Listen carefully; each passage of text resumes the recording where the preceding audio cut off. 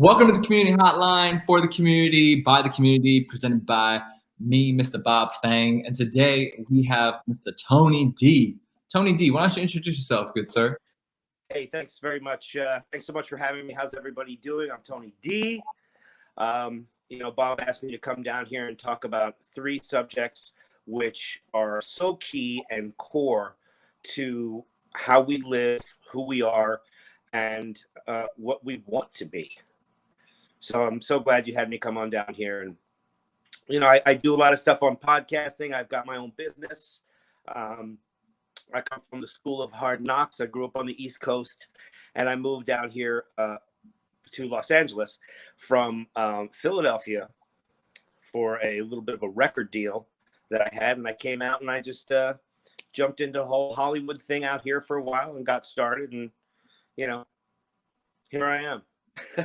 Here I am 26 years later, because I moved to, I'm 50. So I moved to Hollywood in 1991. I came right from New York City, and going back over some of these stories is going to be really great for me too. So this is awesome. Thank you. I love that. No, I love that. Okay, so let's get into the first topic of the day, which is money. Tell us, what is money? What is it? The kids probably like, what is it? Is it just paper? Well, money can be perceived as a lot of things. Money can be perceived as power. It can be perceived as stature.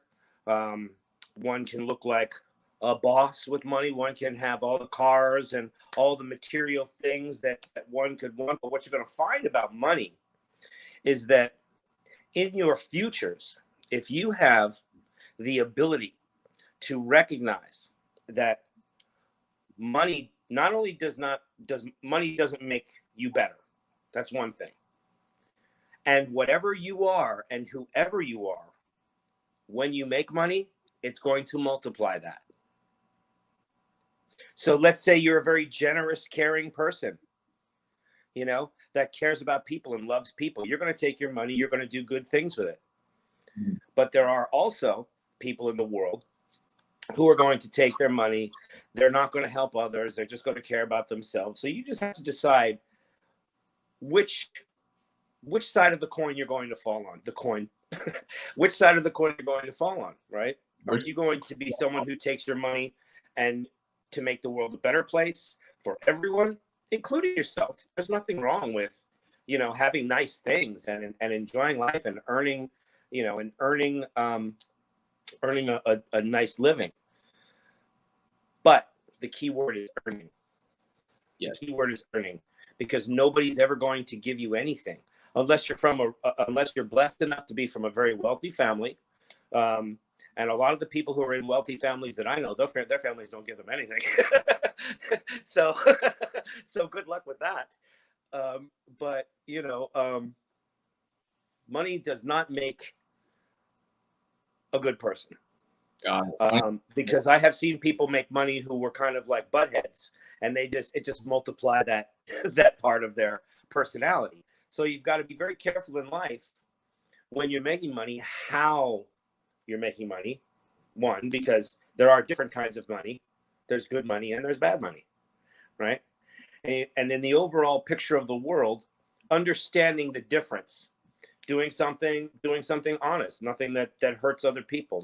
There are a lot of businesses that look really good, and I highly recommend anybody who is young to start looking into what they want to do. Look into businesses, okay? There's nothing wrong with the word side hustle, as long as it is legal, okay? It's okay to be a hustler, all right? But just as long as you keep it in the right context. All right. That means you're going to get up. You didn't really come from much. You have to get up and you have to earn your own way. And that's pretty much with everything. Money can be such an amazing thing. But then again, you've also got the more money, more problem side, right? You've got that whole part to it where you could look at it like that. But depending on your outlook, how positive you are, how caring you are, how compassionate you are, that's what's going to set the meter and the mark for you in your future, and how to make money, but also how to help other people, and to essentially just do the right thing. You know, you can be a boss. I have a big company, and I have a lot of people that work under me, but none of them are ever going to complain about how I treat them, because I don't look at it as being a boss. I look at it like I have a team, right? So when you talk about making money, it's good to find a team, right? It's good to find people around you that are like-minded, that can help you, because money's not going to make you happy. If you're a happy person, you're going to always be happy no matter what, right? Whether you have money or not. But Right. if you're an unhappy person, then you're happy only with money. You might want to look a little deeper into your heart and your soul, and sort of check yourself. Check yourself and make sure that you're okay, right? Because there are temptations in life. And look, I'm someone who came up in a place where there are a lot of temptations around me. Hollywood, business. A little bit more into that, as far as like, you know, how has money changed for you now from when you were in high school? Right. Like maybe like Well, a you experience. know, the road of life will widen right from high school on. You're going to see a lot more things. So to me, in high school, I just thought, you know, I'm looking at the people with the, you know, maybe even a little younger than high school as well. But during that time, I was looking at professional athletes. I saw people with a lot of money. And I had this opinion that if you have money, people will like you, right? That was my equation. But that's not necessarily the truth, you know? That's not necessarily the truth. So coming from high school and to the point where I'm now as a 50-year-old man, with gray in my beard and everything, you know, I'm coming from a place where I didn't have much money. You know, I didn't come from like a rich family. So sometimes in those types of families, you're sort of taught that money is a bad thing almost. You're given like this thing like, oh, well, rich people do that. But there's this big separation that can be put in, you know, a big separation that can be put in society with people who have money or who don't have money. This is the type of thing that separates people. When money is like food, okay? Money is like food. It just depends on what kind of family you come from, how they handle it. You know, you're either going to have big, amazing, love-filled meals with your whole family, or you are going to be sitting by yourself in front of the couch with a microwave dinner on your lap. Okay, so that it's just one of the two ways to look at life. Prosperity is different than just having money, and understand that prosperity is a degree of happiness that comes with success. Once you combine all these, right? And I highly recommend martial arts to anybody who hasn't studied it, because what you're going to learn there is you're going to learn about mind, body, and spirit, which is going to help you with your work discipline, right?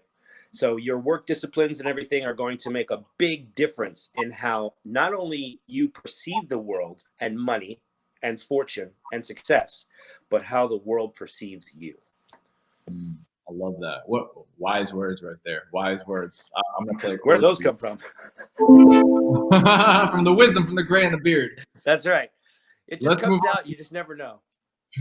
Let's move on to the second topic of the day, which is education.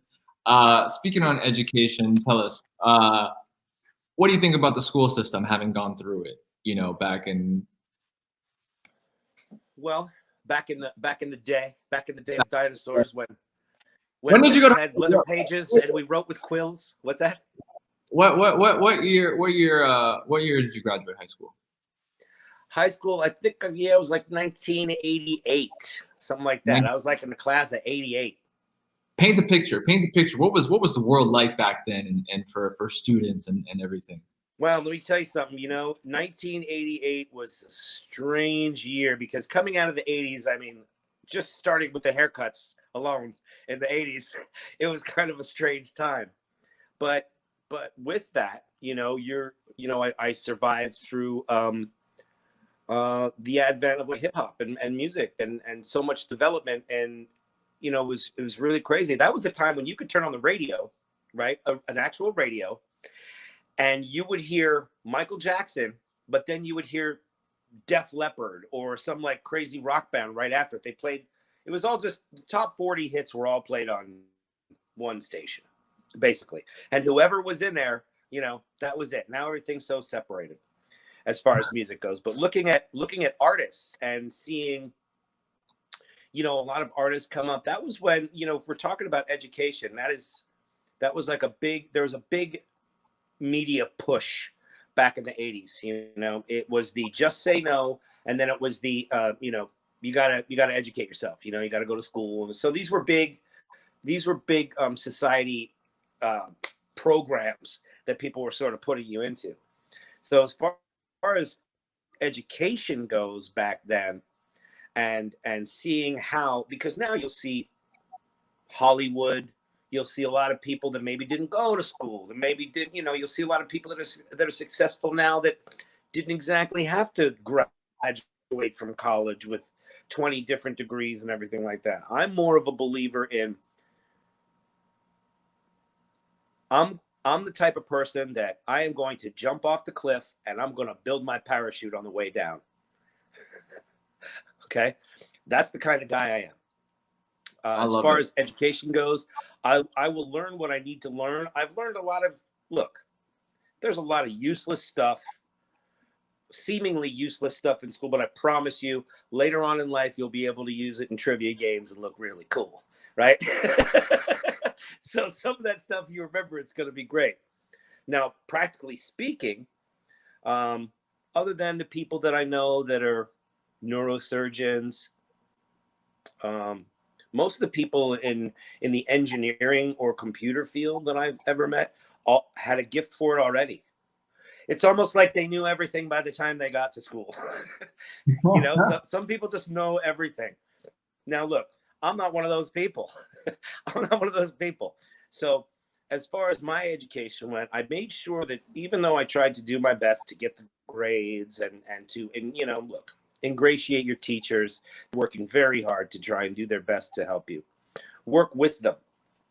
That's the best thing, because I was a bit of a rebel. So now looking back, I would say to myself, if I could maybe change something in my education, is I would have maybe worked with my instructors more. You know, not that it would have affected my success either way. I just believe that I was on the path that I'm on, and my path is a success path, and there's nothing that's going to change that. Have I had dark times? Yes. Do I have dark times that algebra could have saved me? No. What were two defining moments in your life, and how did they impact you? Oh, that's a good question. Because we were, man, you know, I've done a lot of interviews, man. This is the first time anyone ever asked me this one. What two defining moments? Yeah, the two defining moments. Well, I think I have to go way back into the archives. And strangely enough, this is going to be a very weird story. Okay. Let's hear it. We're here for it. All right, here we go. It's a little bit of an embarrassing story to some, but to me, absolutely a defining moment. I've always been a writer. You know, I've also, I don't know if I mentioned this to you. I've won Emmy Awards for some of my writing. You know, I do have my own business, but I've been around a while, and I've toured, and I've done a lot of things like along those lines, and been out in the public. So this is what's going to seem so strange about this. Now, when I was a kid, I think I was in third grade, and I had to read a story in front of the classroom, which is something that I did frequently because I was always writing stories. The teacher's name was Miss Dalby. She was always very, I remember, yeah. She was always very encouraging about the kids that wrote and everything, which was great. So I get up in front of the class, and I realize that I have to pee. Okay. So I really have to pee badly. And it's getting down to like the end of the class, right? And I'm reading, because she would usually have the people come up and read their stories at the end of the class. Right. And this was like a space story. And I would include like the classmates. Like I would, with the classmates, I'd be like, and then Eric Hoffenagel came and he took down, you know what I mean? So, like that, I would use the names of the kids in the class. Now, I still had to go to the bathroom. And it got towards the end, and man, I could feel my back teeth start to swim a little bit. Okay. Feel my back teeth start to swim a little bit. I'm like, Miss Dalby, can I please go to the bathroom? She's like, no, Tony, you just please go ahead. Just finish. We were almost done the class. And I'm like, okay. So I try and muscle it out to the end. Then I'm saying to myself, maybe if I just pee a little, it'll be okay. Everything's going to be all right. Now, keep in mind, I'm in front of the class, in front of, and my crush, Trisha Mulligan. Trish Mulligan from the Irish Queen, from my childhood crush. And I full on just cut it loose, and I full on peed my pants in front of the class. And this may seem very terrifying right now, but it gets better. So pee my pants. I'm standing literally in a puddle when all the kids in the class are leaving, right? And I had to go to the nurse, right, to get like the change of clothes or whatever. So then I had to go back into the auditorium where everybody had met and sit with like these. It's the East Coast. It was in the middle of December or something like that. It was freezing outside. There's 4 feet of snow on the ground, and I walked back. It was some plaid lost and found shorts into the thing. You know what I mean? Into the thing. Well, here's the defining moment, right? Is things like this are going to happen in life.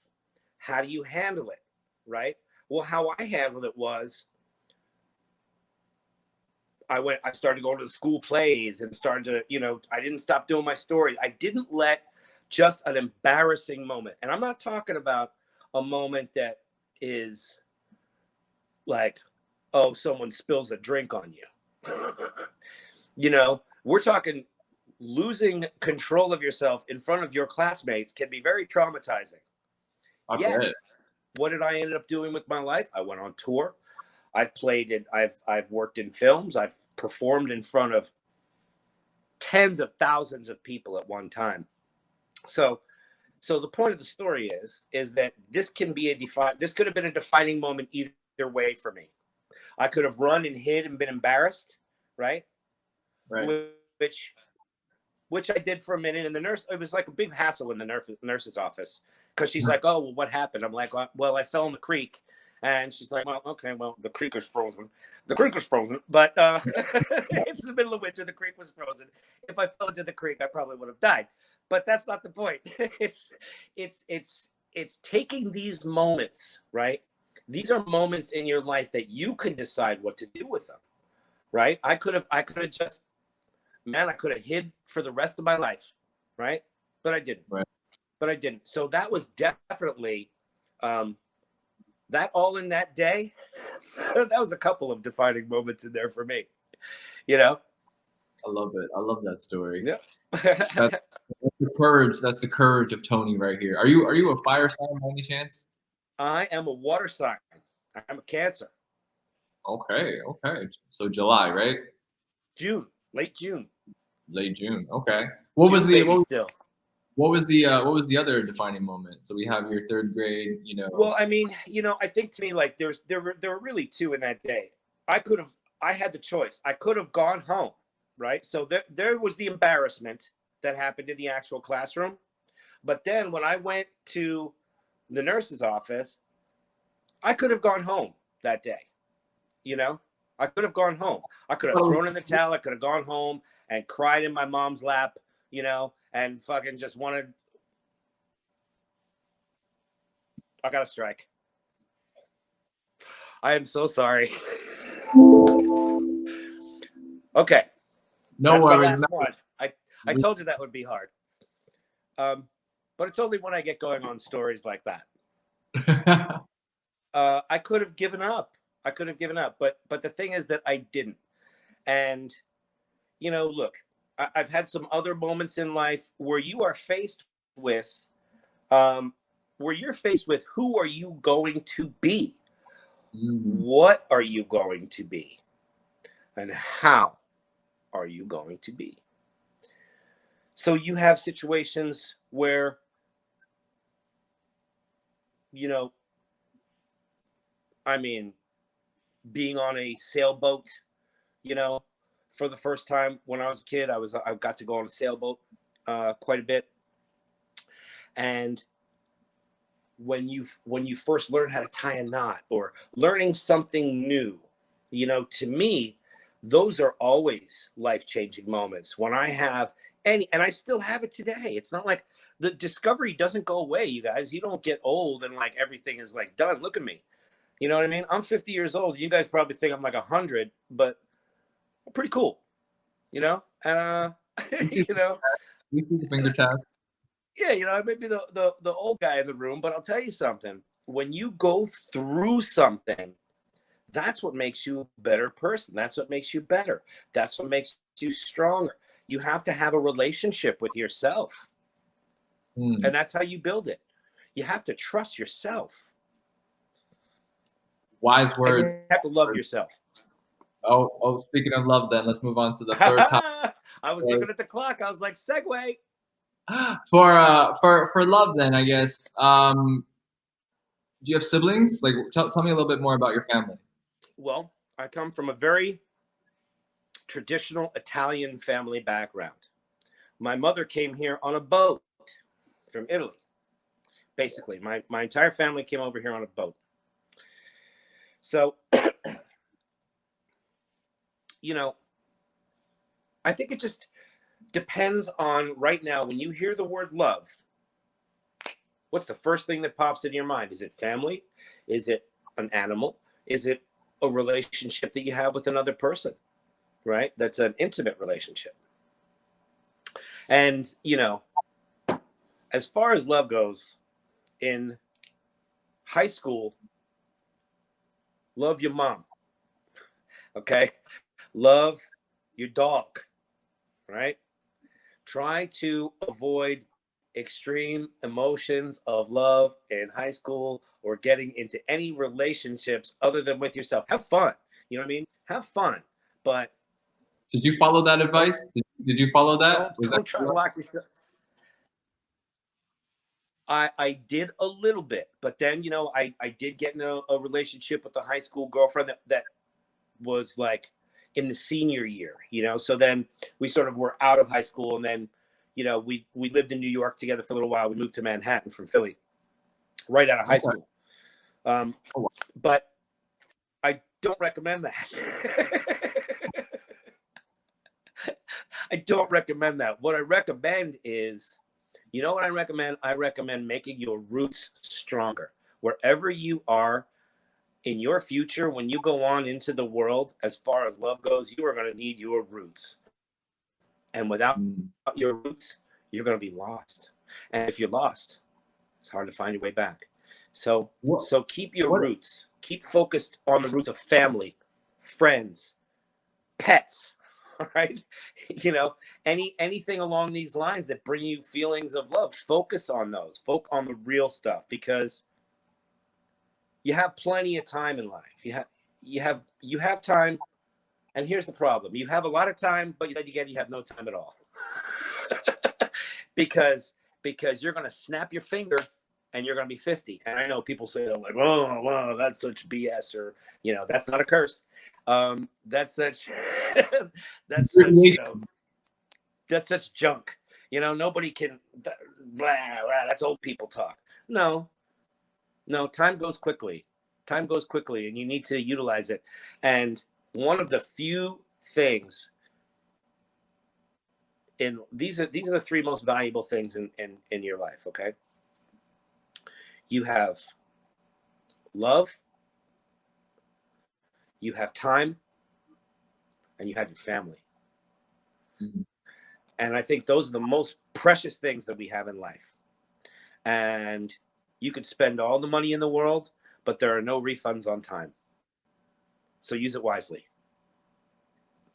I agree. I talk to I work with a lot of students, and some of them, one of the more like persistent issues that always keeps coming up is some of them have issues communicating with their parents. Like sometimes they're like, oh, I can't talk to my dad, or I can't talk to my mom, or they don't understand me.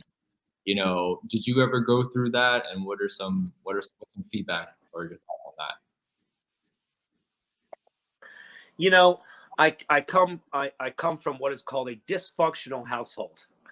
Okay, so that to me is a mode of dysfunction. Now, what you could do to repair and fix that so that it doesn't hurt you further in the future, maybe I find that writing is a great way to communicate. Handwritten, not an email. Write Don't something email with your own hand, with a pen and ink on paper. There's these things called legal pads and notes. They have lines on them, and you can write words.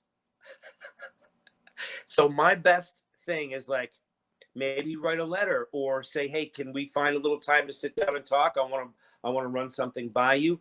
Then you can give them something written. You could find an intermediary, someone you trust. Someone you trust. It can be anybody. It could be your aunt. It could be your neighbor that you rake their leaves for, or whatever the heck you do, in your neighborhood. Maybe you have that. Maybe you don't. Okay.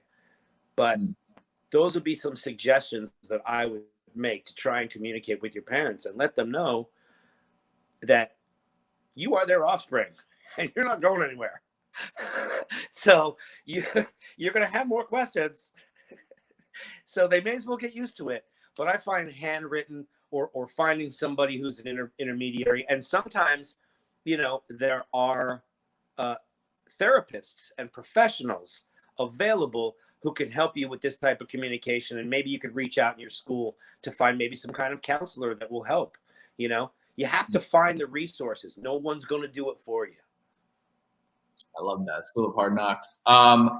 What is love? How would you define it? How would I define love? Love to me is an overwhelming state of emotion that you will do anything for someone. If you love someone, you'll do anything for them. There is no limit, right? So love should be unconditional. And definitely when you talk about love, you also need to learn and discipline yourself to balance expectations. Okay? Balance expectations in other people. Clarify them.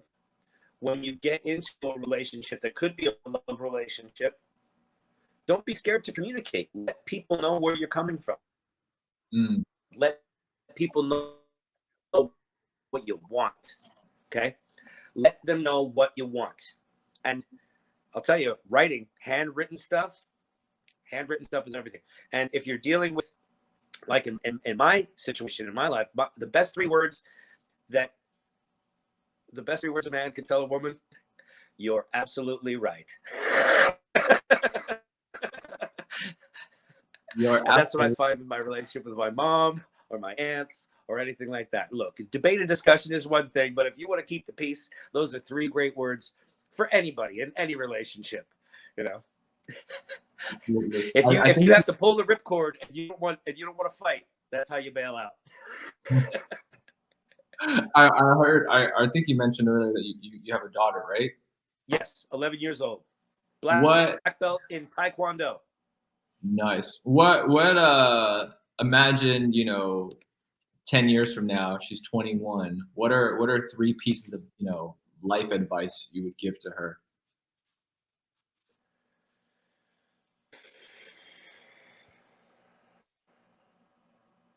See, this is where all the stuff comes back. When you're a guy like me that has a really good time in life, and then life gives you a daughter. Have a nice day. Right? So now you have to make the decisions. This is also karma. This is going to be another program that we're going to talk about that. But You know, what would I tell her? But what I tell her now is I tell her to trust herself. I tell her to trust herself. I tell her not to go along with whatever the cool kids are doing. Do something else. You know, do something else. Be creative. Be original. Don't be scared to say no, but don't be scared to say yes if it's going to enrich you. Right? But know the difference. Be discerning. Be discerning. Don't watch too much television. Don't watch too much TV. And there's just this other little phrase that she and I used that it was always been since she was a baby. I said, what are the two things you got to learn? And she would say, always save your money. In her cute little voice, she'd say, always save your money and don't be a sucker. So if I could give any closing notes on life, on what I would share, that would probably be a good philosophy to stick by. Always save your money and don't be a sucker. Invest in yourself. Invest in your life. Invest in your passions. Nobody else will. I love that. I love that. All right. Where can people find you? You can go to, look, I have my my podcasts are the Veritas Machine. You can go to the Veritas Machine on there. There's some adult content on there. So I would ask that, you know, you be over 18, or if you're going to sneak onto my page and watch and stuff like that, do it quietly. Anybody in here gets a free pass. It's nothing that bad, but you know, we do curse a little on there. The Veritas Machine. Let me pull that up real quick. It's this one right here, right? At the bottom. Let me see. You're pulling up stuff in StreamYard? How do you do that? I can't see anything. Oh, you can't see the banner? No. Oh, okay. Well, I have something playing on the bottom, but yeah. Oh, I saw that. Okay, yeah, the banners. Yeah, that's it, guys.